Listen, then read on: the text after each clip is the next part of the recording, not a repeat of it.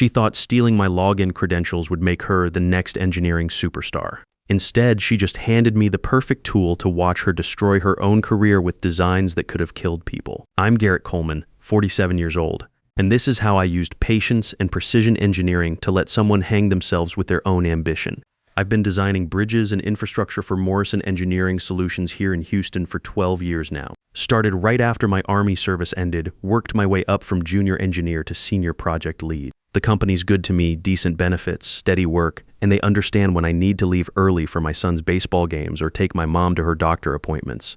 Being a widower with a 16-year-old and a 72-year-old mother means my schedule isn't exactly flexible. The military taught me something civilian engineers often miss. When you're building a bridge in Kandahar and lives depend on your calculations being right, you learn that shortcuts kill people. I saw it happen once, a pontoon bridge designed by some hotshot engineer fresh out of West Point. Beautiful on paper, disaster in practice. 3 good soldiers got hurt when the approach spans failed because the kid didn't account for the soil conditions properly. That image sticks with you. My son Jake always asks why I double-check everything 3 times. Dad, you already ran those calculations twice.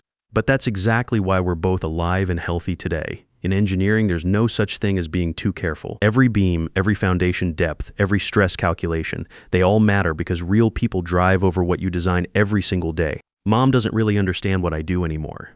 The dementia's getting worse, but she still remembers when I got back from Afghanistan. My boy builds bridges now instead of blowing them up, she tells her nurses.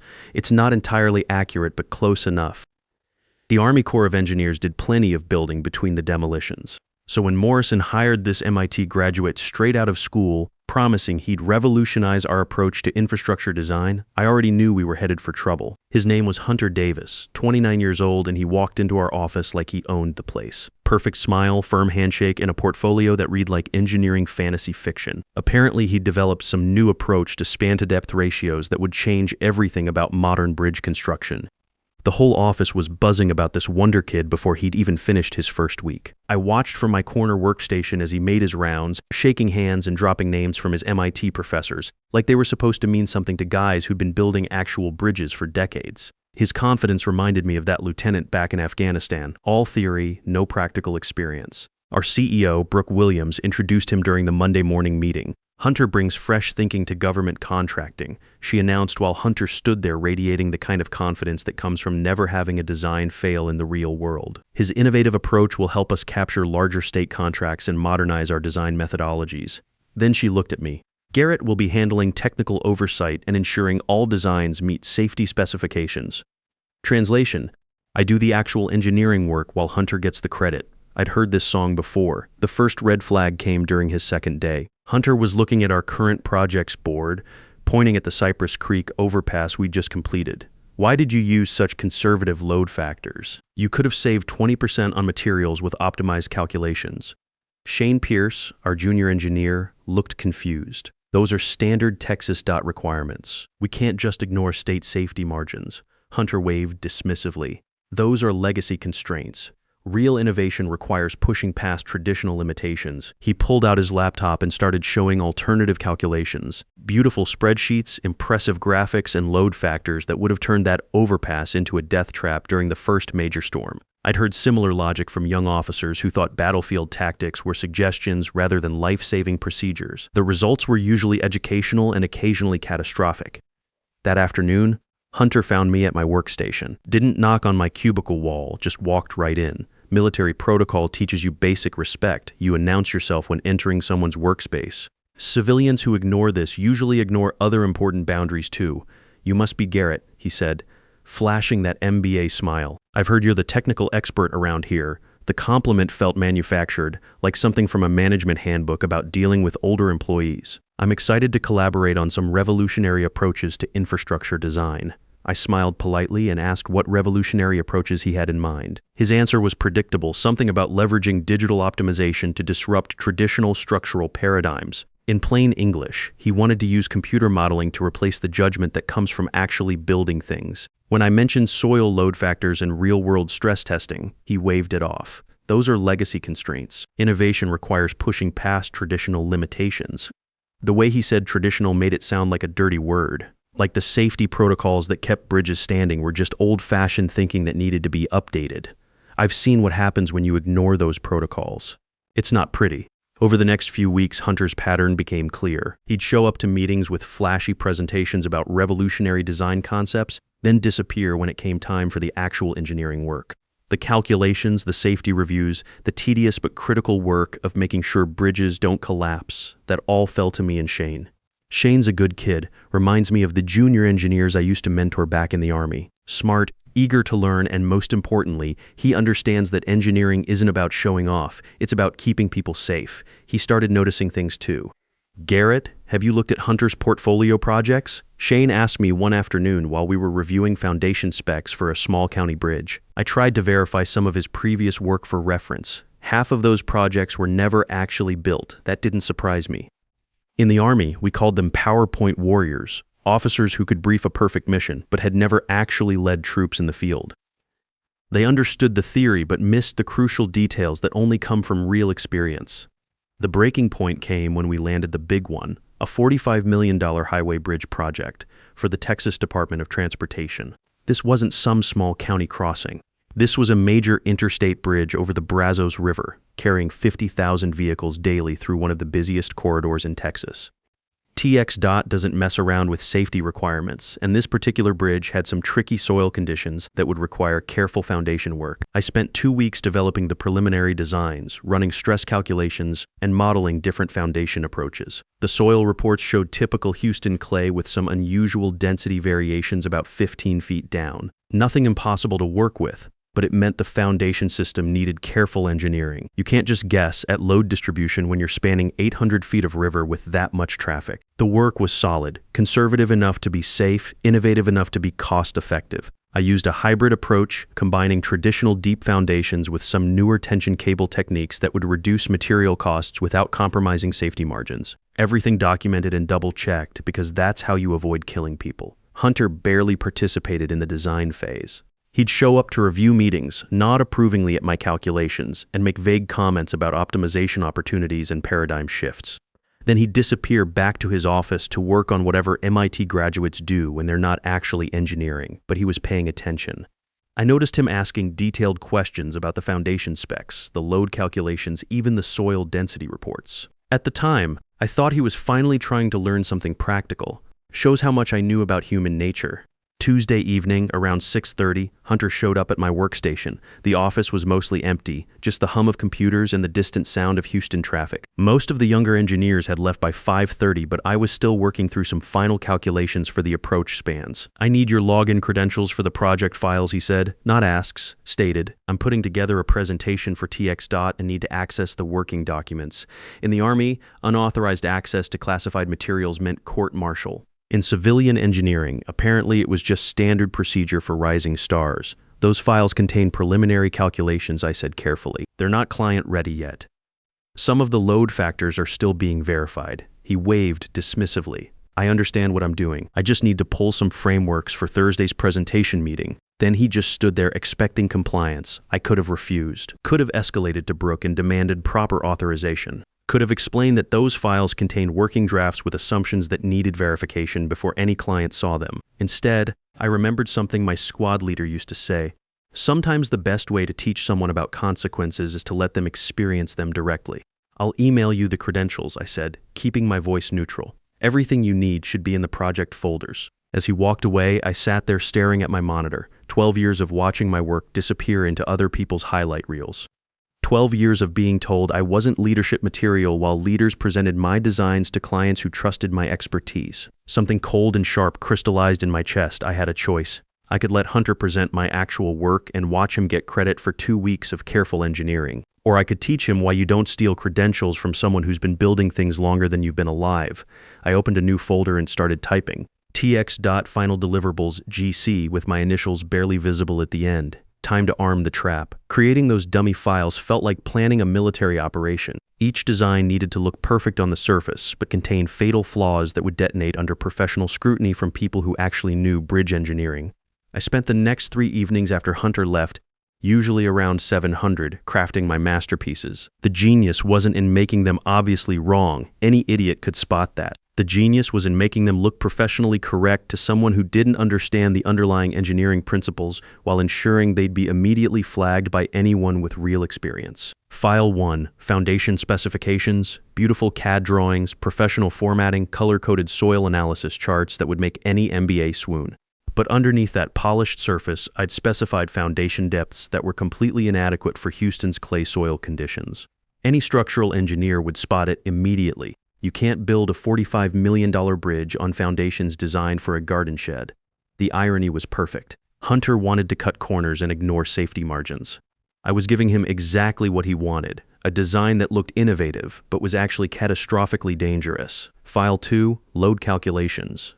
The spreadsheets were works of art, detailed stress analysis, safety factor calculations, quarterly load projections that would impress any business school professor, but the underlying math was catastrophically wrong. I'd used outdated wind load factors that hadn't been legal since 1995. Building codes exist for good reasons. Ignore them and people die. The beauty was in the subtlety. To Hunter, scanning through for impressive numbers and professional formatting, everything would look cutting edge. To the TX engineers who'd been reviewing bridge designs since before Hunter was born, it would be immediately obvious that someone had used obsolete standards that would turn a bridge into a death trap during the first major storm. File 3, Material Specifications.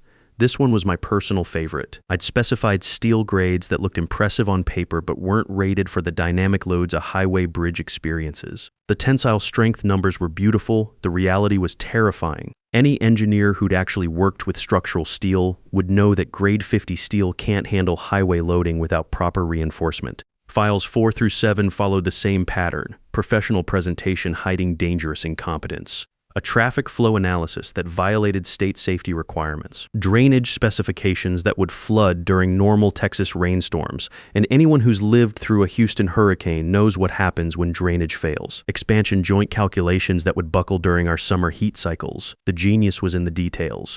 Each document included my standard file naming and metadata showing creation dates from before Hunter even joined the company. Meanwhile, I created the real designs in password-protected folders with comprehensive documentation of every decision and calculation. Hunter took the bait immediately. Within hours of getting the credentials, he was downloading everything. I watched the access logs like a sniper observing target movement, patient, methodical, documenting every action. My background monitoring script recorded every file he accessed, every download, every time he copied my work and stripped my initials from the file names.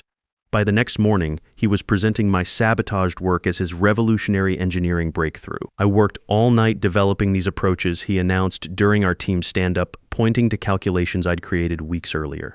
The insights are groundbreaking. Shane Pierce raised his hand and I felt a surge of pride. The kid was learning to spot problems. Those foundation specs seem shallow for our soil conditions. Are we really going with 8-foot pilings for a bridge this size? Hunter's smile never wavered, but I caught the micro-expression of someone scrambling for justification. That's exactly the conventional thinking we need to challenge. Sometimes engineering requires bold approaches that make traditional designers uncomfortable. He clicked to the next slide, my intentionally disastrous load calculations. Look at these efficiency opportunities. This is why TX hired us to revolutionize their infrastructure approach. I took notes like a supportive team member. Internally, I was cataloging every false claim, every moment he passed off my poisoned work as innovative thinking. The kid was building his entire reputation on strategies that would fail spectacularly under professional scrutiny. The most revealing moment came during our Thursday afternoon check-in with Brooke Williams. Hunter was showing our CEO his progress using my dummy files exclusively.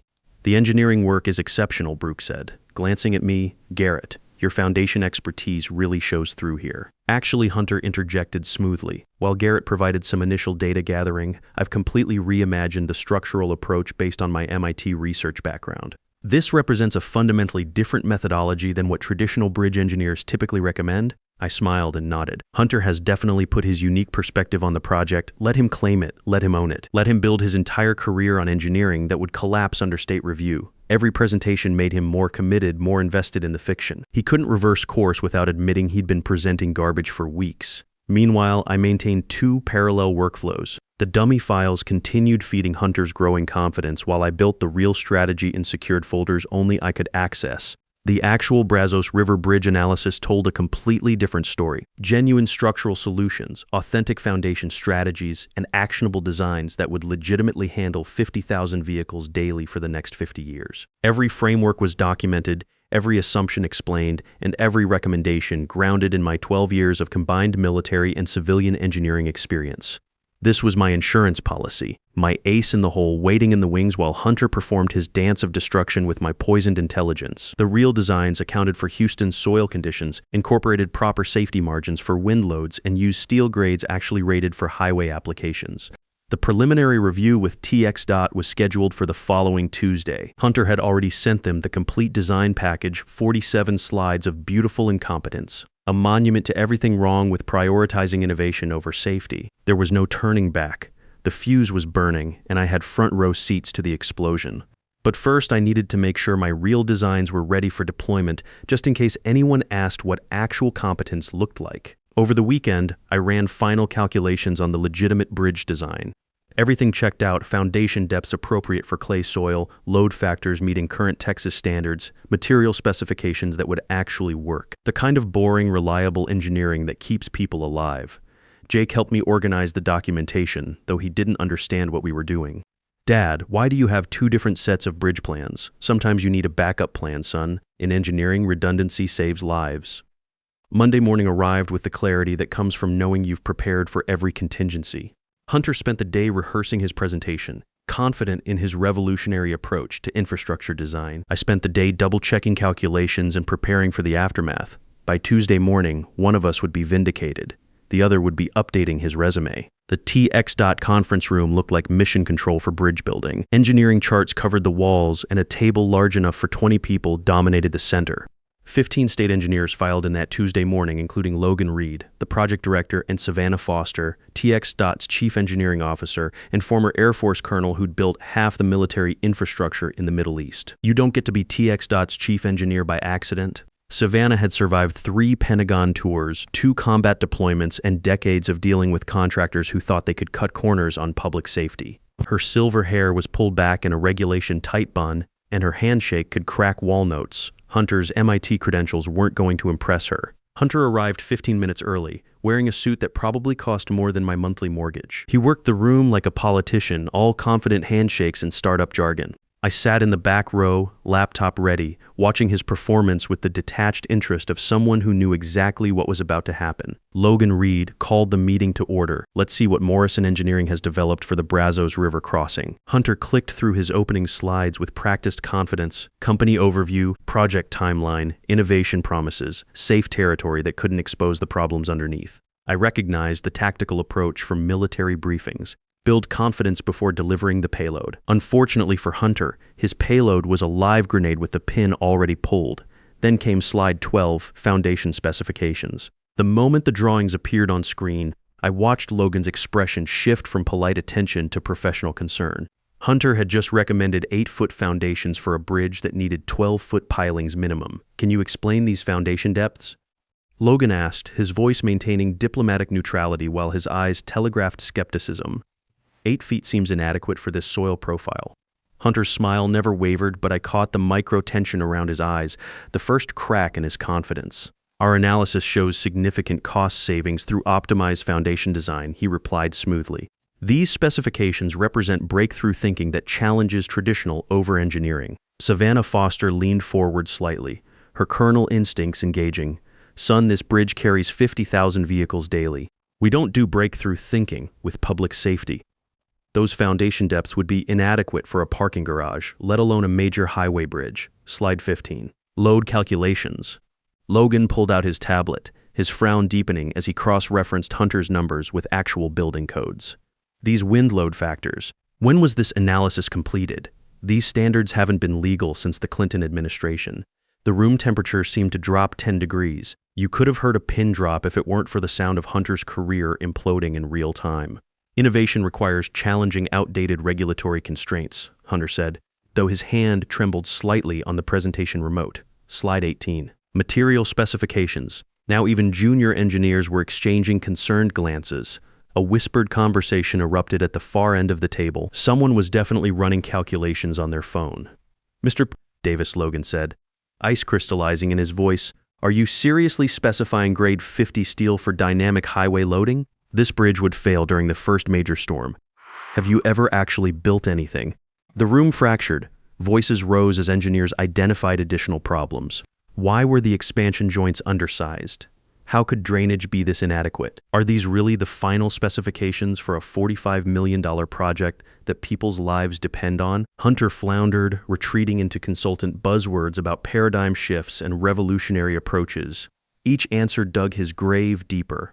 The military executives exchanged the kind of looks that usually preceded court-martial proceedings. Then Savannah Foster asked the killing question, her colonel voice cutting through the chaos like a blade.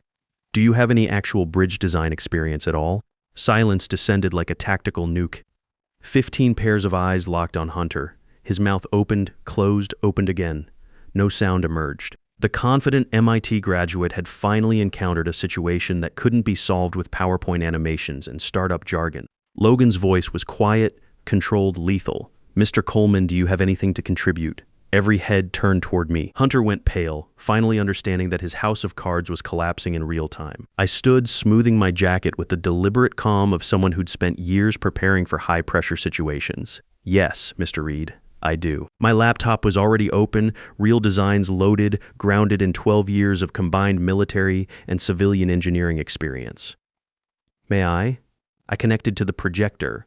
Hunter's fantasy vanished. Reality appeared. Foundation specifications based on actual soil bore samples, I said, voice steady and professional. 12-foot pilings with reinforced caissons properly rated for Houston clay conditions and seismic requirements. Logan leaned forward, relief visible in his posture. These depths match our internal safety protocols exactly. I walked them through the real engineering, proper load calculations using current wind standards, appropriate steel grades for highway dynamics, adequate drainage for Texas weather patterns, and expansion joints sized for actual thermal cycles. Everything documented, everything verified, everything designed to keep people alive. 45 minutes later, the room had transformed from hostile interrogation to collaborative planning session. Questions became implementation details. Concerns evolved into construction timeline discussions. This was engineering, as it should be honest, rigorous, safety-conscious, and respectful of the life and death responsibilities that bridge designers carry. Finally, Savannah raised her hand, calling for order. Mr. Coleman, if you had this level of engineering competence available, why were we initially presented with that? She gestured toward Hunter, still frozen by the wall. I pulled up my evidence folder with the same methodical precision I'd once used to brief battalion commanders. Complete documentation, Colonel Foster, timestamps, access logs, email trails, file metadata. The flawed specifications were unauthorized working drafts, never intended for client presentation. Logan scrolled through the documentation on his tablet, his expression growing darker with each revelation. Unauthorized access, credential theft, presenting dangerous designs as final specifications. Savannah stood, her command presence filling the room. Gentlemen, we need a brief recess. Mr. Coleman, please remain available. When the room cleared, except for TX. Leadership, Savannah's military bearing softened slightly. That was quite a professional risk you took, son. I met her gaze steadily. My responsibility is accurate engineering, Colonel. I couldn't allow you to approve designs that would endanger the public. Logan looked up from his documentation review. 20 years in state engineering, and I've rarely seen someone stake their career on professional integrity. We want you leading this project. Can you deliver everything you just presented? Yes, ma'am, but I'll need proper authority and direct access to your soil engineers and safety inspectors. Done. She extended her hand with military crispness. When the Morrison team returned, Logan's message was unambiguous. We're proceeding with one condition. Garrett Coleman leads this engagement, non-negotiable. Back at Morrison, news traveled faster than email. Hunter was gone within 2 hours, escorted out by security while HR handled the legal implications. His engineering license was under review by the state board for presenting dangerous designs to a government client.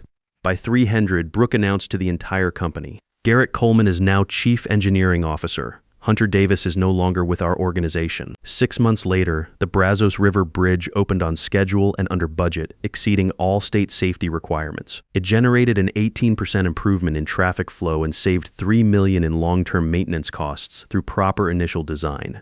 Savannah sent a commendation letter that still hangs in my office. Professional integrity under pressure, the foundation of public trust. The invisible engineer was gone, In his place stood someone who understood that the most effective strategy isn't always the loudest one. Sometimes it's simply letting people reveal exactly who they are when they think nobody's watching. Sometimes the best revenge is giving someone enough rope to hang themselves and having the documentation to prove they tied the knot. In engineering, just like in life, the most dangerous people aren't the ones who don't know what they're doing. They're the ones who think they know better than everyone who came before them. Sometimes protecting what matters most means letting someone's own arrogance become their downfall, because the truth has a way of surfacing when lives are on the line.